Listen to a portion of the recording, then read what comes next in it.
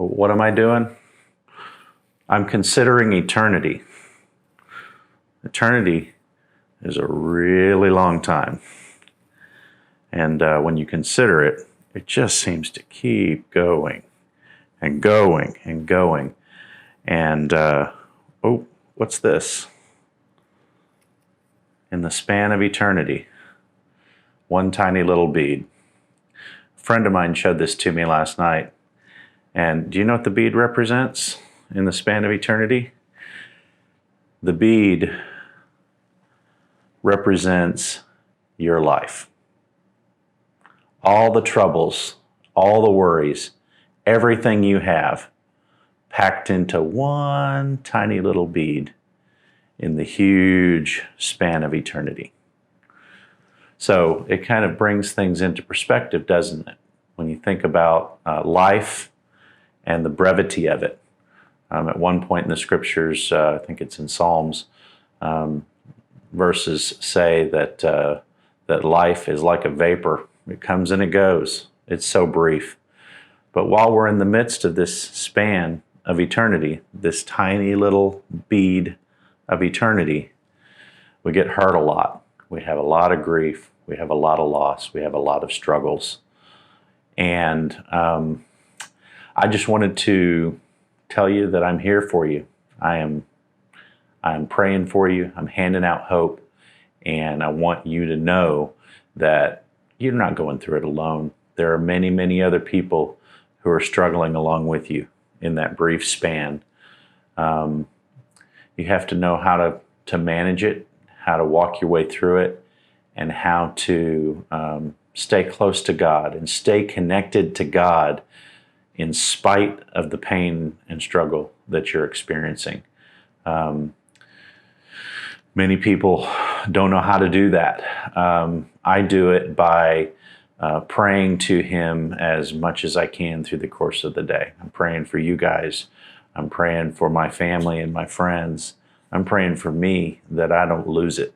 But there's a lot of pain and struggle that comes along with life.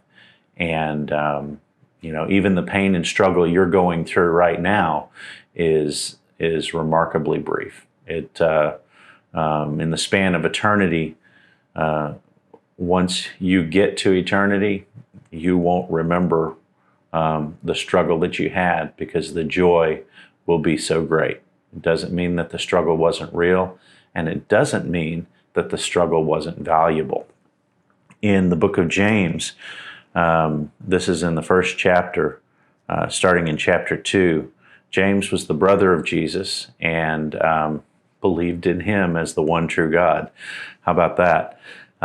Dear brothers and sisters, when troubles of any kind come your way, consider it an opportunity for great joy. For you know that when your faith is tested and endurance has a chance to grow, so let it grow. For when your endurance is fully developed, you will be perfect and complete, needing nothing. We need this span in eternity to grow complete in our joy. So don't waste it on the things that are not going to last. Don't waste it on the struggles. Don't waste it on the questioning God or even turning your back on God, because in the span of eternity, your struggles won't matter. They're just a brief period in the span of eternity that you had to go through in order for God to make you who He intended you to be. I have a friend who tells me all the time that God's more interested in who you're becoming than what you're able to do for Him. And my friend has it true every single time. As a matter of fact, this is the same friend who tells me when I'm going through my struggles, I am so happy for you that you have this opportunity to come out and see what's on the other side of this, because God has good things for you. It just makes me want to punch him. Makes me want to shake my head and wonder what he's up to. It's the same thing here that James is saying. When troubles of any kind come your way, consider it an opportunity for great joy. What is James thinking? I tell you what he's thinking.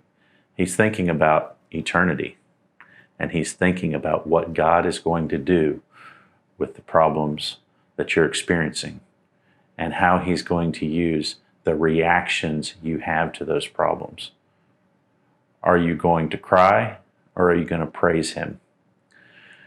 One way or another, you're crying out. So cry out to the God who created you and praise him in the midst of your struggles. Consider it joy. I'm Keith, and I'm handing out hope.